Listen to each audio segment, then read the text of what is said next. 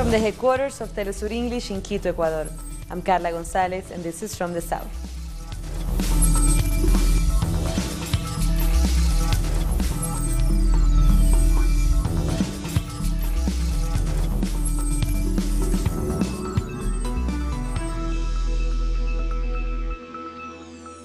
We start in Colombia, where President-Elect Ivan Duque will take office this Tuesday. Representatives of 17 countries, along with 10 heads of state and government, are expected to attend the inauguration this afternoon. Duque won the election with internal security on the top of his agenda, but now some fear that peace and reconciliation in Colombia could be at risk. The new Colombian president wants to modify the peace agreement that outgoing President Juan Manuel Santos signed with the FARC in 2016. The incoming president will also have to decide whether or not to continue the peace talks with the National Liberation Army, or ELN, and will have to face the wave of violence against social leaders across the country. Outgoing President Juan Manuel Santos spent his last day in office inaugurating a cybersecurity platform in capital Bogotá. Santos finishes his 8 years in office, accomplishing a peace agreement with the FARC, but with the challenge of achieving its full implementation. He also started peace talks with the National Liberation Army. However, Santos also leaves a country highly polarized and undergoing a wave of violence against social organizations.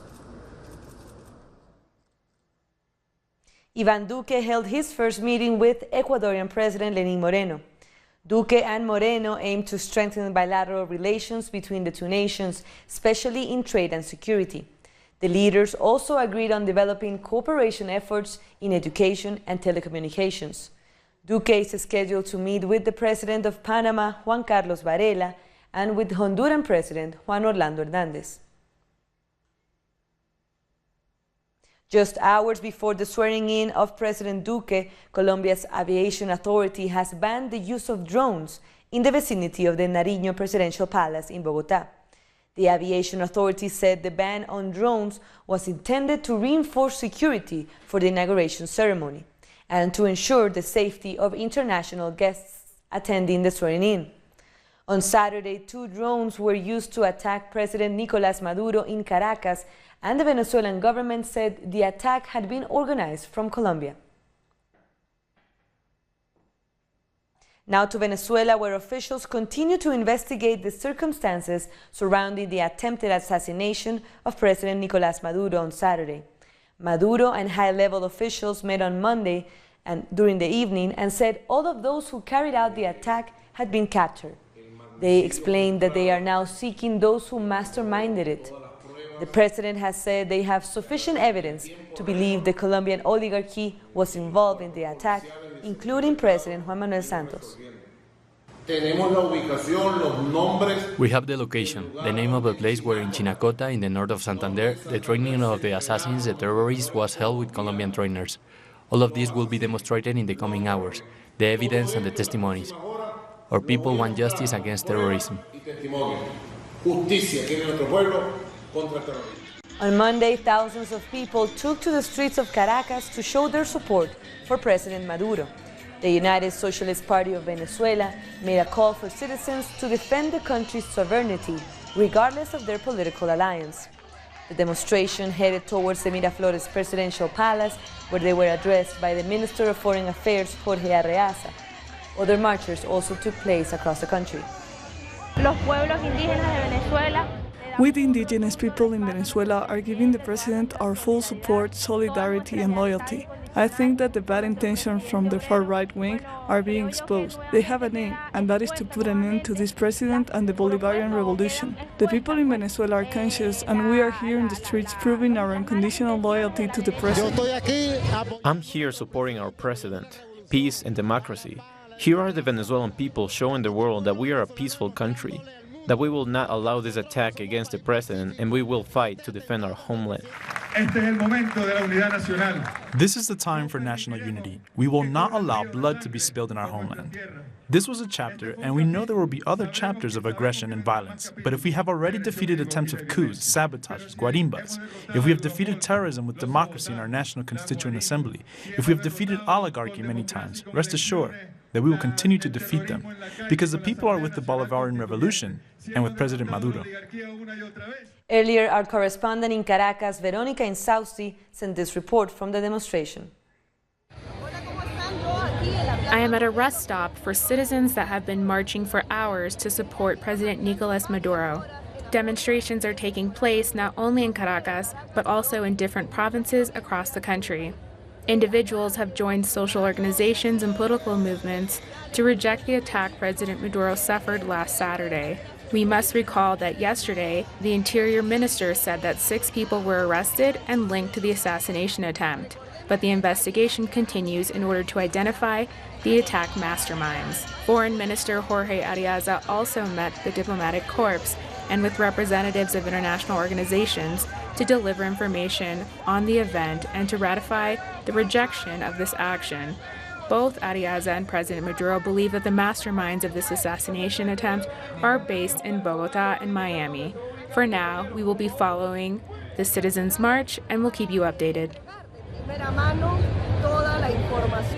Veronica Insausti from Venezuela.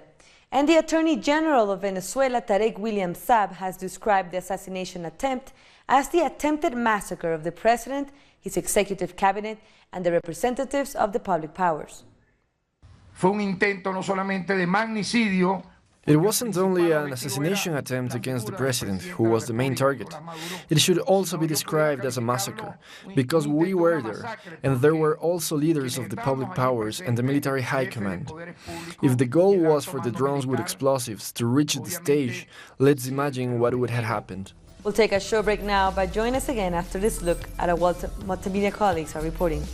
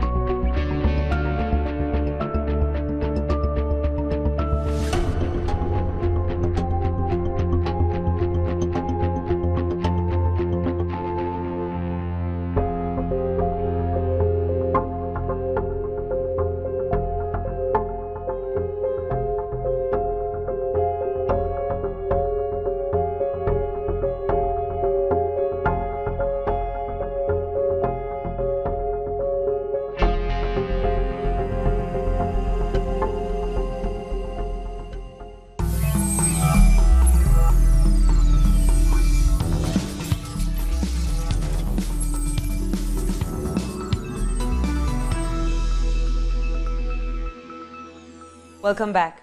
In Argentina, social organizations have called people to mobilize this Tuesday against austerity policies.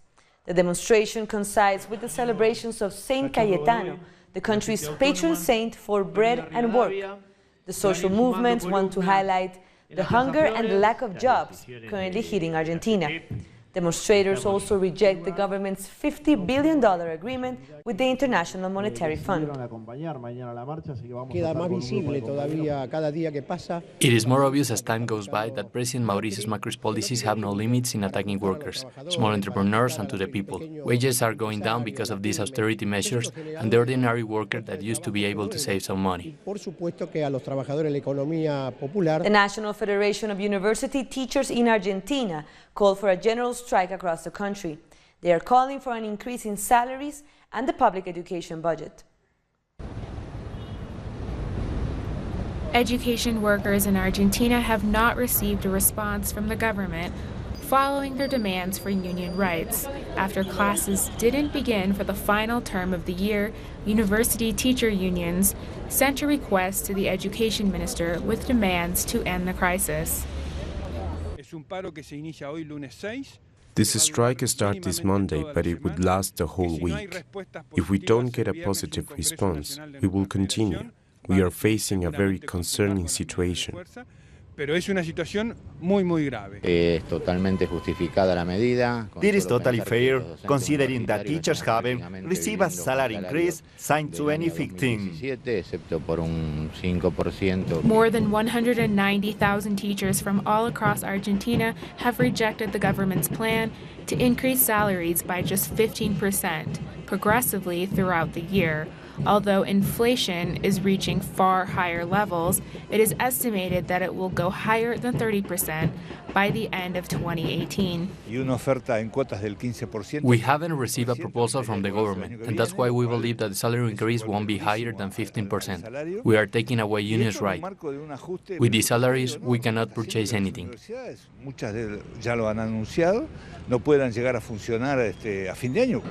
Meanwhile, scientists and university students are criticizing severe budget cuts for public education. This has dramatically reduced research projects. There is a concerning level of cruelty in this government. President Mauricio Macri is wrong. There is a storm and there is no plan to revert this situation, which affects the most vulnerable sectors. Que produce una transferencia brutal de ingresos desde los sectores más vulnerables a los. University professors have declared that the severe adjustment of public education made by Mauricio Macri not only reduces salaries, but also affects students' education. They have pledged that they'll continue striking until the government agrees on a salary increase proposed by university workers. The debate on the legalization of abortion has spread in Brazil, as the Supreme Court is scheduled to begin debating it on Friday. More than 50 representatives from health, religious, academic, and non-governmental sectors will participate in a public hearing in an attempt to scrap the country's restrictive abortion law. Pro-abortion rights activists gathered outside the court's headquarters on Tuesday, while Brazilian churches rang their bells against a possible bill. Unsafe abortions in the country cause at least 200 deaths each year and leave 250,000 women hospitalized. Abortion is only legal in Brazil if the woman has been raped, her life is in danger, or the fetus has a fatal brain disorder. This kind of discussion is not for the moral or religious arena. It's in the arena of human dignity and the right to choose. Autonomy is a word you don't need to justify. Either you have autonomy to do something or you don't. Still in Brazil, a vaccination campaign has been launched against measles for 11 million children between the age of 1 and 4. According to the health ministry, the disease has resurfaced, mainly in the states of Roraima and Amazonas. Measles were thought to be eradicated in the country since 2016, but authorities have reported over 800 cases this year. Police in Peru have destroyed an illegal gold mining camp in the Amazon region, and 9 people were arrested during the raid. Authorities destroyed 13 engines and demolished 30 hoppers, the material used for illegal mining. Wildcat gold mining in the Madre de Dios region has flourished into a black market trade estimated to be worth billions of dollars each year. Miners have dumped a great amount of mercury into rivers, making fish no longer safe to eat. In Colombia, firemen and emergency services are working to stop a wildfire in the national park of the Puracé volcano in the southern department of Cauca. They are helping the local indigenous Coconucos in their attempt to dampen the fires that are spreading along the slopes of the volcano since Monday. But the complex geography of the area makes the work harder.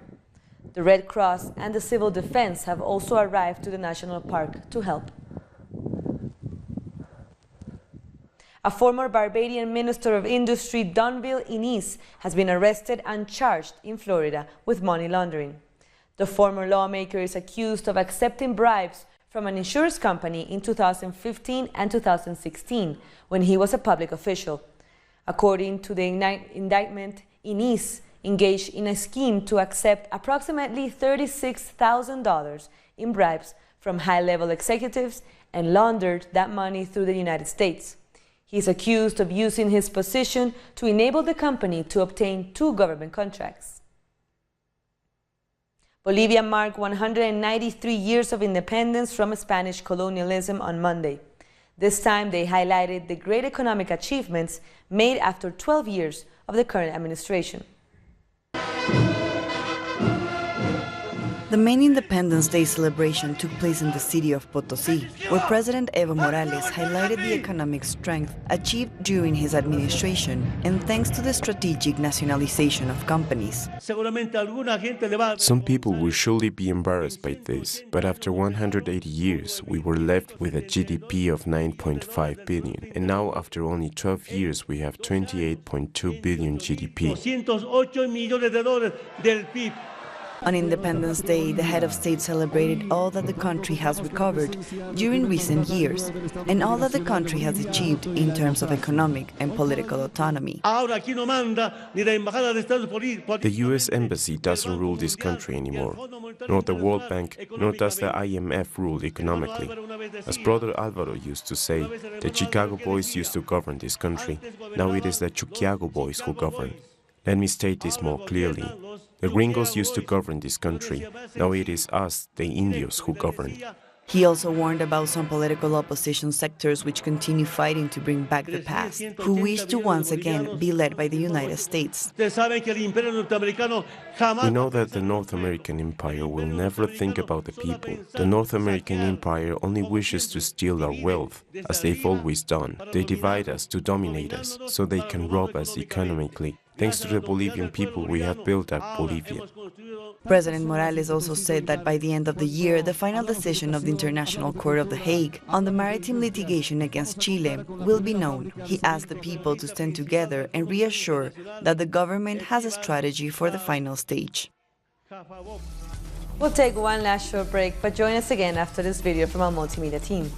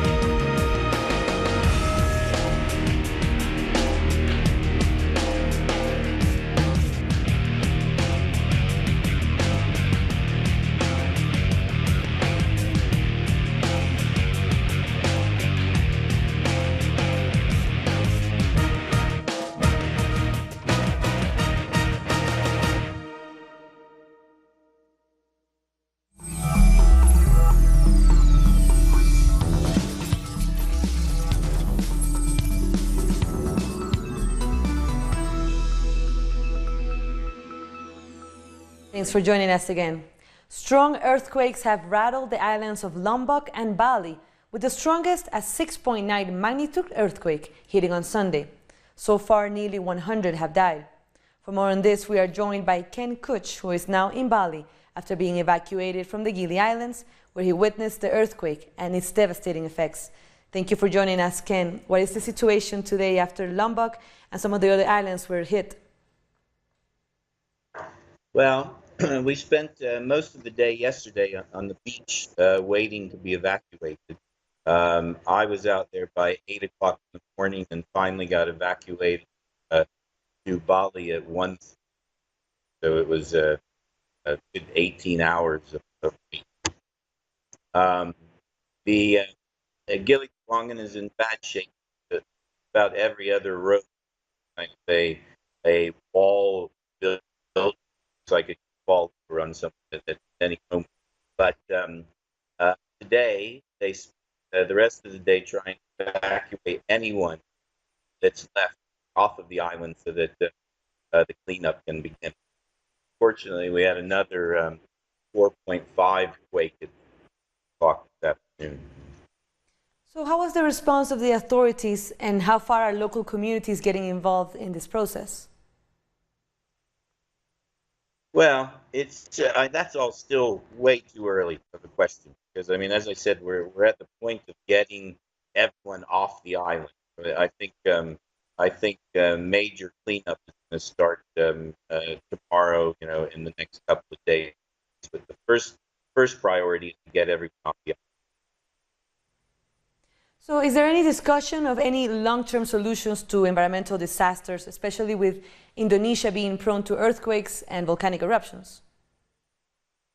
Over the last 24 hours, there's been a lot of discussion about what we need to do in the future for emergency preparedness and this type of thing. Because we definitely weren't prepared for this, and there was a lot of lack of information throughout the process, not only right after the earthquake, but as we were trying to evacuate everyone on the beach, thousands of us on the beach. So we definitely need to work on that for the future. And I've already heard about the various plans for things to start again. And what are the main needs of the population? Food, water, shelter? Well, we've had no power, water. I mean, for the last 48 hours, I was living on potato crisps and biscuits, as I think a lot of other people also. In terms of, again, on Gili itself, it's a different situation on Lombok, being a larger island. But on Gili itself, since evacuate everyone from the island, start clean up, there's not a real issue with that right now. In terms of Lombok, it's going to be very different because they are going to have to start to get the food and water to those populations that have been affected.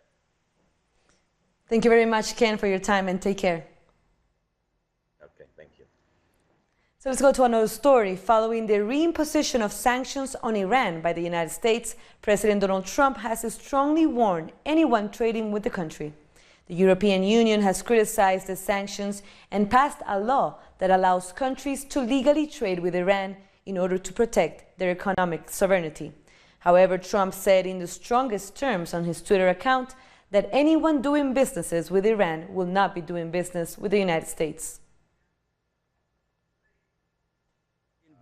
Iranian President Hassan Rouhani has hit back at President Trump's threats and accused him of not being committed to negotiations. He described the new round of sanctions as being psychological warfare, and all the talks of negotiations are propaganda. He added that China and Russia are committed to agreements signed with Iran and that they'll continue to develop relations with Europe. Police raided flats in India's northern state of Uttar Pradesh and rescued 24 girls forced into sex industry. The girls were taken from an illegal shelter home running a sex racket on Sunday after one of the victims escaped, reached a women's police station and told her story to police officers. A superintendent from Uttar Pradesh Police Deoria East District, Rohan Pekani, said that according to the girl who escaped, vehicles would come to the home to pick them up. The girls would then return to the home, following mourning in the tears. Officials said that about 10 to 15 children are still missing. Bangladesh's government has passed a new law on road safety after unprecedented mass student protests over the killing of 2 students by a speeding bus last week. The new law gives a 5-year prison sentence for causing death due to reckless driving. Students between the ages of 15 and 18 protested for 10 days. The local media on Monday reported that many students were injured after police attacked them. There have been also reports of a crackdown on journalists who covered these protests. One renowned photographer has been arrested for allegedly commenting on the mishandling of students by police.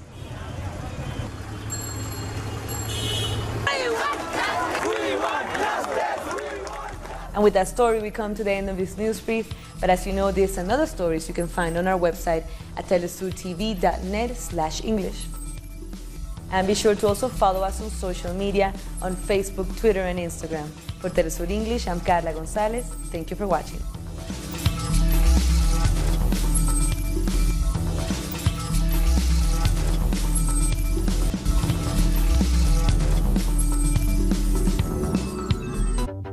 With developing events being presented